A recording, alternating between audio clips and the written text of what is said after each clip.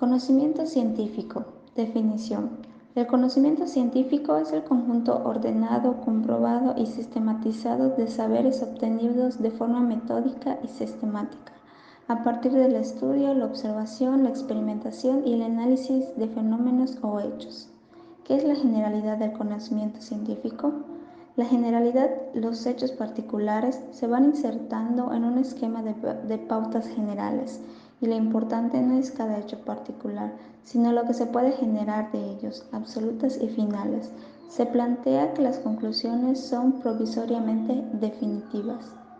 Ejemplos de conocimiento científico.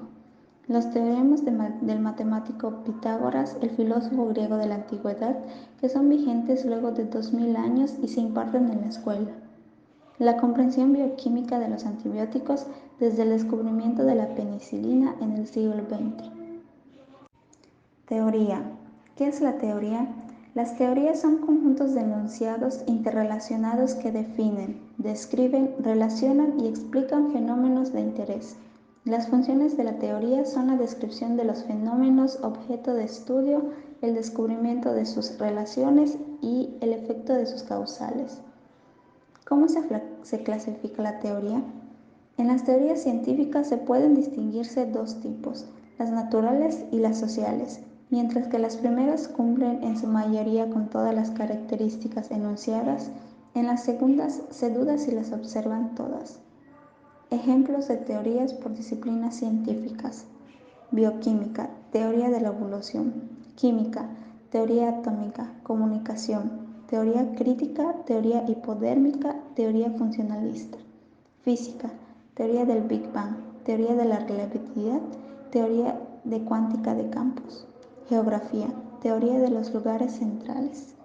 La ciencia siempre va a requerir de conocimientos empíricos, es decir, de fenómenos con la capacidad de observar y analizar la veracidad de estos. Hablar de hechos no solo es explicar o dar significado a los fenómenos, más bien construyen su marco de referencia.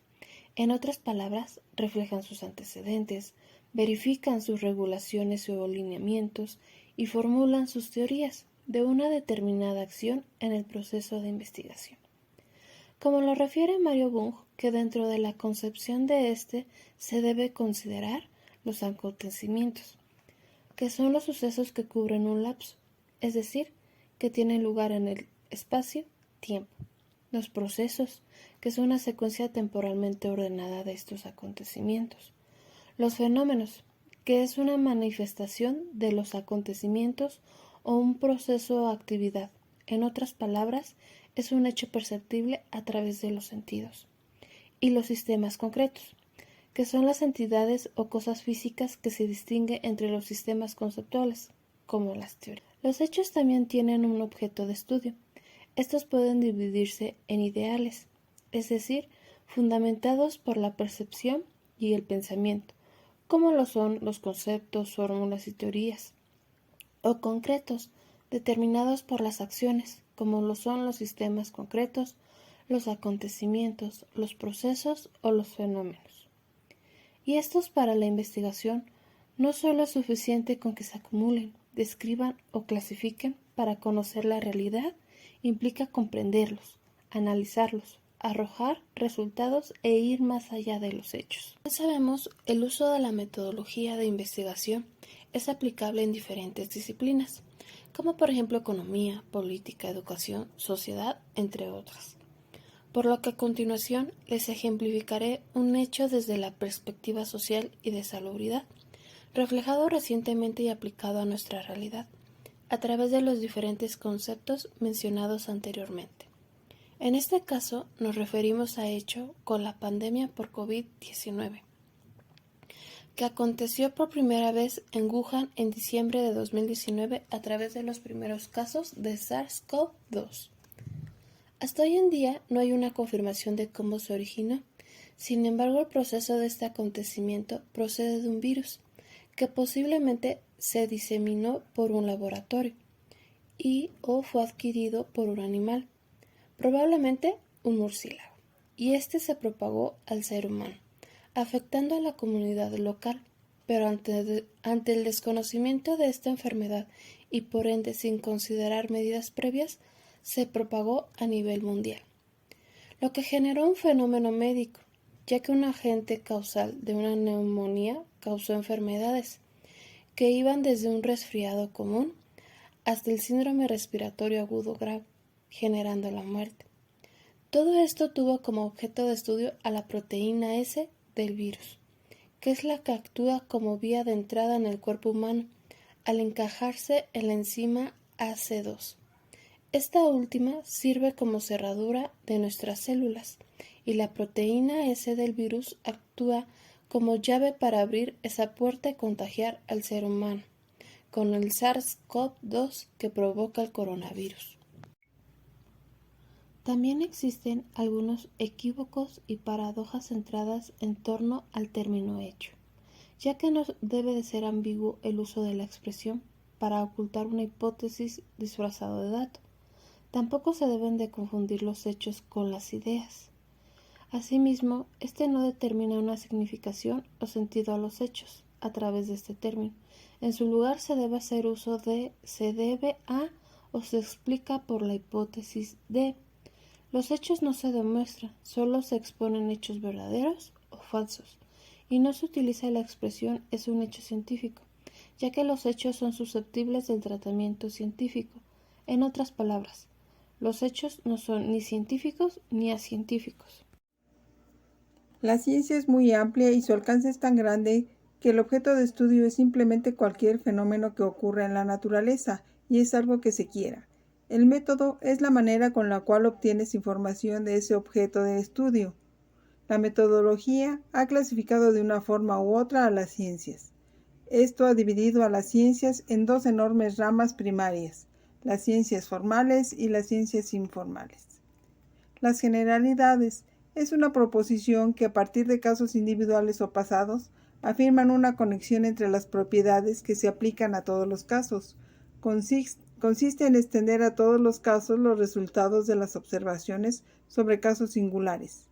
Las diferentes formas de generalización son formación de conceptos, de categorías, la elaboración de tipos y la deducción de constantes y la formación de leyes. Reglas. Constituyen los fundamentos o bases del razonamiento o discurso científico. En el proceso de toda regla hay tres momentos lógicos incluidos: qué se ordena, cómo se ordena y por qué se ordena.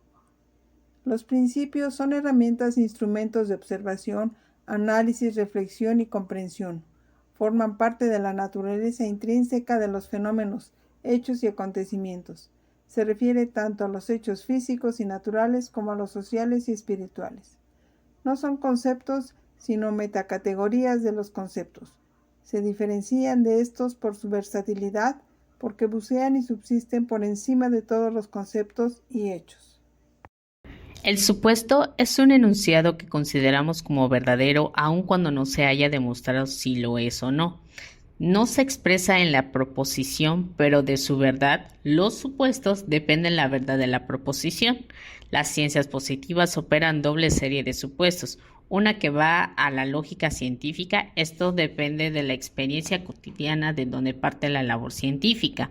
Y el otro es más a la lógica, va más allá de, en el ámbito de la metaciencia, donde se encuentra la justificación, axiomas, principios y de la coherencia científica. Los postulados son proposiciones cuya verdad se admite explícita o implícita sin pruebas y sin fundamentos necesarios de ulteriores razonamientos, como la matemática y la geometría se estructuran a partir de postulados admitidos sin demostrar. Leyes. La ley científica se trata de un enunciado universal que afirma una conexión esencial a una conjunción constante, simple o estadística, entre ciertos fenómenos, situaciones, propiedades o cosas científicamente comprobadas a través de la investigación sistemática. Bertrand Russell, para establecer una ley científica existen tres etapas. La primera es observar los hechos significativos. La segunda es sentar una hipótesis de que si son verdaderas y explicar aquellos hechos. Y 3. Deducir estas hipótesis consecuencias que puedan ser puestas a prueba por la observación. Mientras Ray Mills El único sentido de leyes sociales o aún irregularidades sociales está en la principia media, que podemos descubrir o, si se prefiere, construir para una estructura social dentro de una época históricamente específica.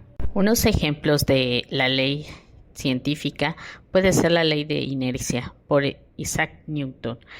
Su primera ley es: todo cuerpo persevera en su estado de reposo, movimiento uniforme o rectilíneo, a no ser que sea obligado a cambiar su estado por fuerzas impresas sobre de él. Otro ejemplo de ley sería la ley de Kepler, que es de las órbitas elípticas. Johannes Kepler fue un astrónomo y matemático que descubrió fenómenos invariables sobre el movimiento de los planetas. Su ley señala que todos los planetas se desplazan alrededor del Sol en órbitas elípticas. Toda elipse tiene dos focos, el Sol se encuentra en uno de ellos. Conceptos, tipos son utilizados en las ciencias sociales como sistema de clasificación, simplificación y reducción de datos. La tipificación consiste en seleccionar y acentuar una o varias características de un fenómeno social a partir de un número significativo de datos empíricos. Max Weber los llama tipos ideales, explicando que se elabora mediante la acentuación unilateral de uno o algunos puntos de vista y mediante la reunión de gran cantidad de fenómenos concretos individuales existentes de un modo difuso. Para comprender un poco mejor hay que contemplar que esto no es una hipótesis, ya que el tipo ideal es abstracto por naturaleza, no es una descripción de la realidad, no es un promedio y finalmente tampoco es una formulación de rasgos concretos comunes a una clase de entes concretos. Podemos concluir que, en la ciencia, la construcción de tipos o tipologías es la elaboración de un elemento heurístico que intenta establecer un puente entre la necesidad de generalización que tiene la ciencia y los fenómenos particulares que se confrontan en la realidad. La palabra modelo ha tenido gran éxito en las ciencias sociales, en donde el término significa la realidad sin una representación o construcción simplificada de una serie de fenómenos. Su utilización en las ciencias sociales se inicia hacia el año 1942 con las primeras aplicaciones de la denominada investigación operacional, y en sociología esta palabra se utiliza en 5 significaciones. La primera es como modelo tipo ideal, el segundo como paradigma, el tercero como mecanismos ocultos, el cuarto como patterns y el quinto como teorías matemáticas abstractas.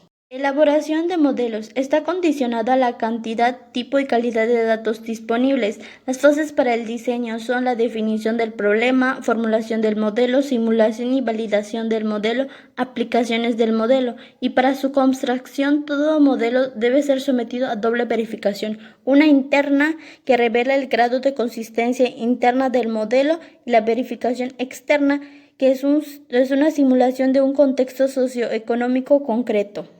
Tipos de modelos. Algunos se dividen en físicos, lógicos, matemáticos y de simulación. Desde otra perspectiva puede hablarse de modelos de tipo estático o modelos de estructura, modelos de tipo dinámico o modelo de funcionamiento, modelos de previsión o modelos de decisión. En las ciencias factuales están el modelo teórico y el modelo material u objetivo.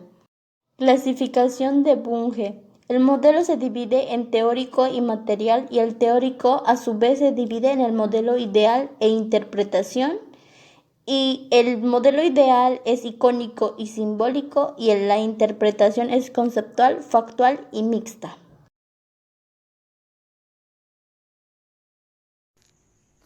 A continuación hablaremos sobre el término plagio, porque es importante debido a la cultura copy-paste de estos tiempos modernos. Plagio siempre ha existido en nuestros antepasados. De hecho, plagio proviene de la voz latina plagium, que significa secuestro.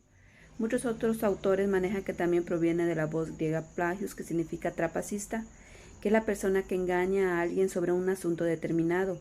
Pero también nuestro autor Miranda maneja que, según Mommsen, también significa oblicuo o torcido, y esto también se aplica en sentido moral.